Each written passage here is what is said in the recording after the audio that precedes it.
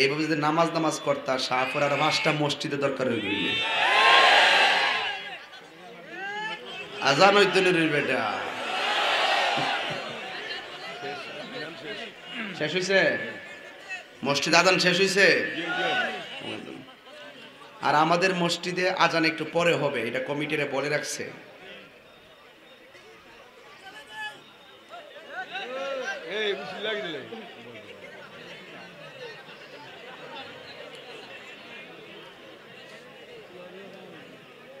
আমি চা খাইতেছি একটু ঢেলে দিই।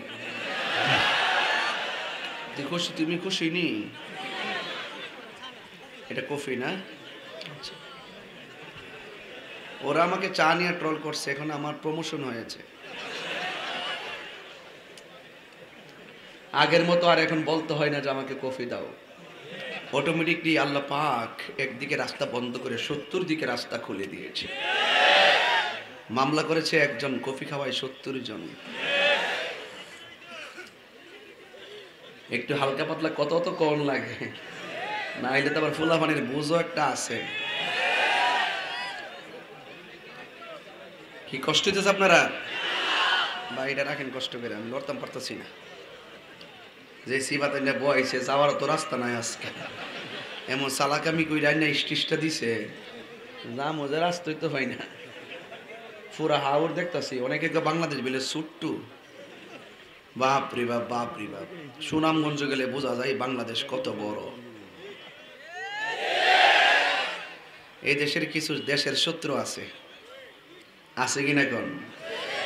এই দেশে কিছু ধর্মের শত্রু আছে, আছে কিনা গণ? এগুলা ফেসবুকের মধ্যে বেশি জ্বালায়। এই টিকটক মৌলবীদের যন্ত্রণায় ফেসবুক আহত, ইউটিউব নিহত। কতক্ষণ ঠিক কিনা? এই গুমটা মৌলবীদের যন্ত্রণায় গুগল আছে আইসিইউতে, সার্চ দিলে দেখবেন ভালো কোনো সলিউশন নাই, সব ওই মৌলবীদের দখলে। কথা কন, কথা কন, কথা কন। হ্যাঁ, আপনার মনে একটু কষ্ট হইতেছে নাকি বাজান? আর আমি কি দলিলের বাইরে কোনো কথা বলতেছি নাকি? এখন একটা বিরতি দিছি, আজান দিতে হইব না? আচ্ছা ঠিক আছে, দেখা যাক কি হয়। আপনারা ধৈর্য ধারণ করেন। দরুদ শরীফ পড়ুন। আল্লাহুম্মা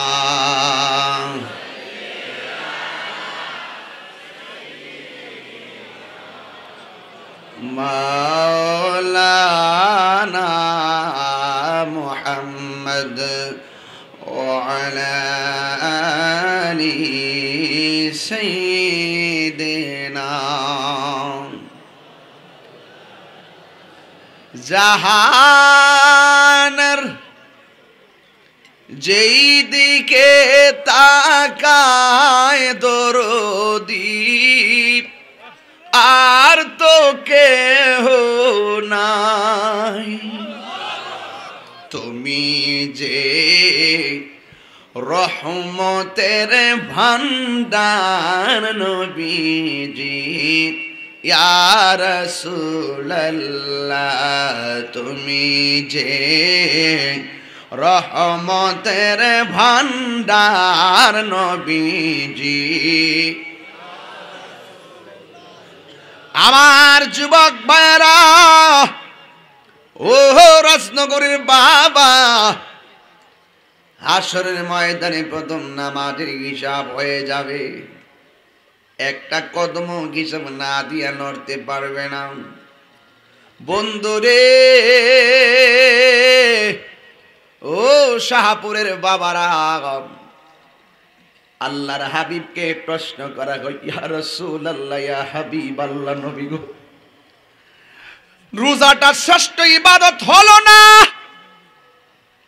যাকাত শ্রেষ্ঠ ইবাদত হলো না? হজ শ্রেষ্ঠ ইবাদত হলো না? নামাজটা কেন শ্রেষ্ঠ ইবাদত হলো, সর্বোত্তম ইবাদত হলো বলেন না?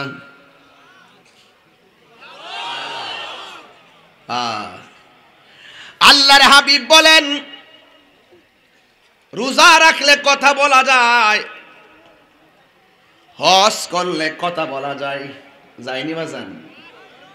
আবার যাকাত দিলে কথা বলা যায়, কিন্তু সালাত এমন একটা বন্দিগি,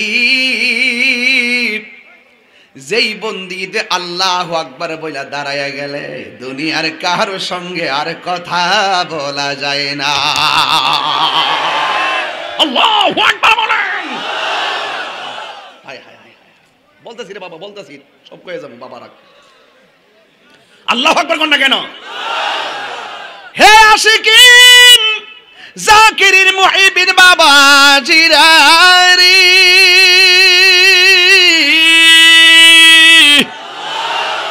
ও রাজনগরের বাবা, ও আমার মৌলভী বাজারের বাবা, নতুন এমপি পাইয়া বুঝি খুশি?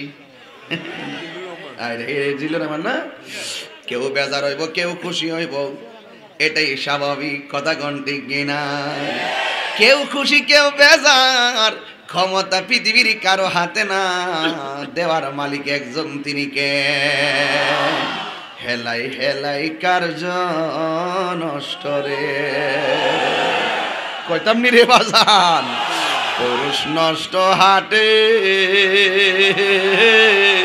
খারাপ রাস্তায় গাড়ি নষ্ট, নারী নষ্ট পুকুরের খোলা ঘাটে রে।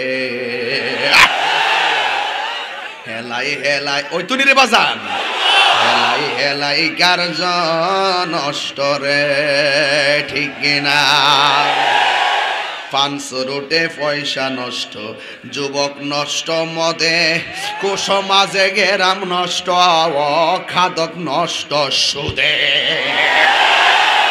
অ্যাকশন অ্যাকশন ইসরায়েলের বিরুদ্ধে, কাদিয়ানির বিরুদ্ধে, অ্যাকশন অ্যাকশন, সুদখোরের বিরুদ্ধে, ঘুষখোরের বিরুদ্ধে। এবারে এই এই বাসারা, এ বাবা, এ বাবা, কই যাও? ও আচ্ছা আচ্ছা আচ্ছা আচ্ছা, ঠিক আছে ঠিক আছে, আর যাওয়ার সময় পাইছিলা না? অ্যাকশনের সময় তো দূর মারছ বাবা রে বাবা। 500 রোটে কি কষ্ট হইতেছে আপনারা? একটা কথা ফাজলামি করে বলবো না, যেটা বাস্তব আমি সেটাই বলবো। আমি সাদাকে সাদা বলি, কালোকে কালো বলি। এই সুদখোরগুলোর কারণে সমাজের গরিব আরো গরিব হইতাছে।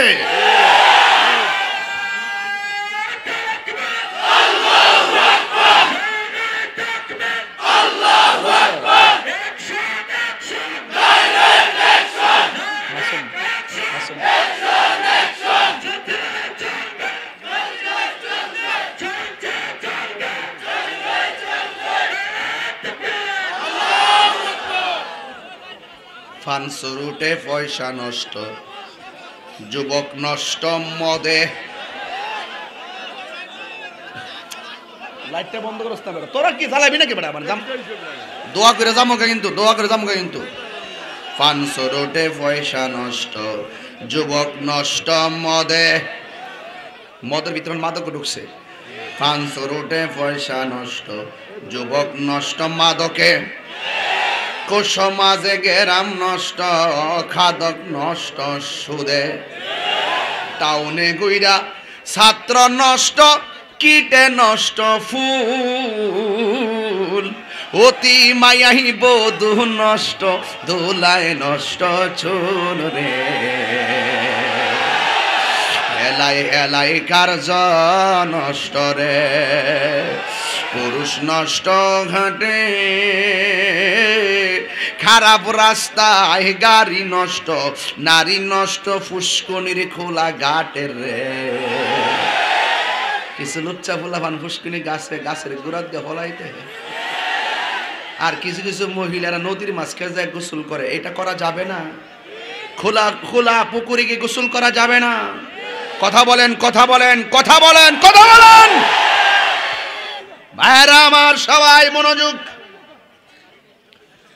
নবীকে প্রশ্ন করা হলো, ইয়া রাসূল, নবীকে প্রশ্ন করা হলো, ইয়া রাসূলুল্লাহ, এত বন্দেগী থাকতে কোন বন্দেগী শ্রেষ্ঠ ইবাদত হলো না, নামাজটা কেন আল্লাহর কাছে শ্রেষ্ঠ ইবাদত হলো? নবী বলে, বান্দা যখন নামাজে দাঁড়ায়া যায়, বান্দা আল্লাহু আকবার কইয়া দাঁড়ায় গেলে পিছন দিক দিয়ে মেম্বার সালাম দিলে জবাব দেওয়া যাবে না। কথা কোন ঠিক কিনা?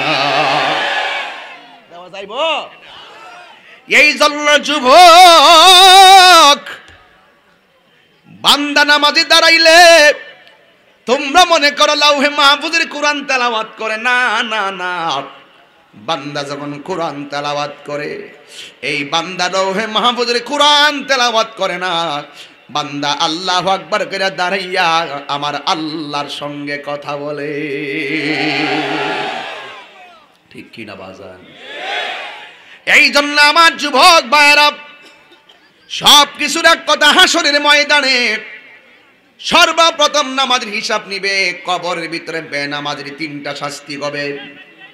এর মধ্যে একটা হলো কবরের মাটি তোমার চাপা মারবে, সাজিয়ে গুজিয়ে দে মোরে সজনী তোরা, সাজিয়ে গুজিয়ে দে মোরে।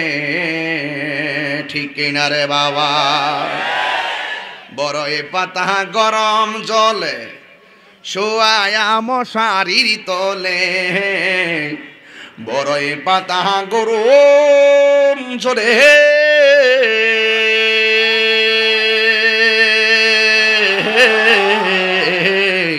বড়ই পাতা গরম জলে শোয়ায়া মশারির তোলে, আতর গোলাপ চন্দন মেখে দে সজনী তোরা, সাজিয়ে গুজিয়ে দে মোরে। হায়রে এই জমিনে সাজদা হবে একজনের, তিনি কে? এরপরে আমার আল্লাহ বলেন ওয়া বিল ওয়ালিদাইনি ইহসানা, মা বাবার সঙ্গে ভালো ব্যবহার করতে হবে। ইবাদতের মহব্বত বুঝতেছেন তো ইনশাআল্লাহ? ইবাদত শেষ করলাম 50 মিনিটে। এখন আমি পিতামাতার ওয়াজ করব বাকি যতটুকু সময় পাই। আল্লাহর ইবাদতের পরে আমার আল্লাহ মায়ের খেদমতের কথাটা কেন লাগাইছে? খেলা আছে না নাই? আল্লাহ বলছেন মা বাবার সঙ্গে সত্য ব্যবহার করো। আল্লাহরে জিজ্ঞেস করি, ও আমার আল্লাহ কেন ব্যবহার করব? দুনিয়াতে কত আছে আপনজন, এদের ব্যাপারে এত গভীর কথা বলো নাই, মা বাবার ব্যাপারে এত কথা বলেছেন, কারণটা কি? আল্লাহর কোরআন সাক্ষী দিচ্ছে, ওয়াহানান আলা ওয়াহনিন, এই পৃথিবীর মধ্যে যেই মানুষগুলো কষ্টের পর কষ্ট করে, সেই মানুষটা হলো তোমার বাবা, তোমার মা। মার কথা হাদিস শরীফে 3 বার বলেছে, আর বাবার কথা 1 বার বলেছে, আপনজনদের কথা 1 বার বলেছে। ও নবী গো, মার কথা কেন 3 বার বলছেন? রাজনগরের শাহপুরের পোলাপান শোন, আজকে রাইতে যাইয়া মারে জিজ্ঞেস করবা, মা গো কোরআনের মধ্যে পাইছি, কিসের মধ্যে পাইছি? তুমি নাকি কষ্টের পর কষ্ট করছো। আমরা তো জানি তুমি প্রসবের যন্ত্রণায় কাতরাইছো, কষ্ট তো 1 বার করছো। আমরা দি কোরআনে পাইছি কষ্টের পর কষ্ট করেছো।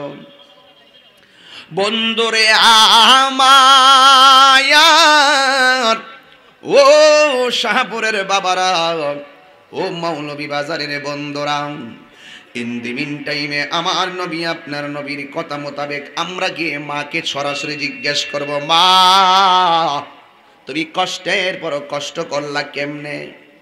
মা আপনার উত্তর দিব, পুত্রে তোর বাপের সঙ্গে যখন আমি নববধূ হয়ে ঘরে আসছি, দৌড় মারছি, লাফ মারছি, উপর থেকে নামছি, দৌড়াইয়া কাজ করছি, বাড়ি আলগাইছি। যেই দিন থেকে টের পাইছি তুই আমার পেটের মধ্যে কনসেপ্ট হয়েছিস, আগের মতো রাতের বেলা যেমনে মন চেমনে শুয়া ঘুমাই না। তুই পেটে যাইতে যাইতে আমার হাঁটার স্বাধীনতা আমি হারাইয়া ফেলাইছি। তুই যখন পেটের ভিতরে আস্তে আস্তে বড় হইতেছিস, ডান কাত হইয়া ঘুমাই, হঠাৎ করে রাতের বেলা কানটা জাগাইয়া রাখি, আবার নি উপর হইয়া শুয়া যায়, তুই নি পেটের ভিতরে চাপ পইরা মইরা যাস। এই জন্য তুই আমার রাতের ঘুম কাইরা নিয়েছিস। 8 মাস হয়েছে পেটের ভিতরে, রাতের বেলা আগে ঘুমাইছি, ঘুমের ঘরে ফজরের পরে ঘুম থেকে উঠেছি, কিন্তু তুই আমার পেটে যাওয়ার পর 10টা মিনিট বালা করে ঘুমাইতাম পারি না, ঘুমটা ভাঙ্গা যায়, কারণ তুই আমার পেটের মধ্যে লাথি মাইরা আমারে মরণ ঘাট দেখাইয়া দেস। এইভাবে আমি প্রতি রাত না ঘুমাইয়া ঘুমাইয়া কাটাইছি। আবার মাঝে মাঝে মানুষকে নিয়ে আইছি গল্প করার জন্য, সময় কাটে না, আমার সময় কাটে না। আর মানুষগুলো আমার সঙ্গে বসে যখন গল্প করত, হঠাৎ করে মা চোখের পানি ফালাইয়া কাঁদত। পাশের বাড়ির মহিলা জিগায়, সকিনা আমরার ডাইকা আনছ গল্প করবা, কেন তুমি চোখের পানি ফালাইয়া কান্দ? ডাক দিয়া কয়, তোরা কি জানোস না আমার পেটের ভিতরে জাদুমণি, আমার কথার সময় গল্পের সময় এমন জোরে একটা লাথি মারছে, লাথি ওই লাথি খাইয়া আর সহ্য করতে পারি না, চোখ দিয়ে আপনি আপনি পানি গড় গড় করে পড়তেছে। আরেক মহিলা জিজ্ঞাসা করি, চোখের পানি ফালাইয়া কাঁদতেছো সন্তানের লাথি খাইয়া, তোমার মুখের ভিতরে কেন ফুকলা দাঁতে মুচকে হাসি দেখা যায়? মা ডাক দিয়ে কয়ে, কাঁদি কেন জানোস? ব্যথা পাইয়া কাঁদি। হাসি কেন জানোস?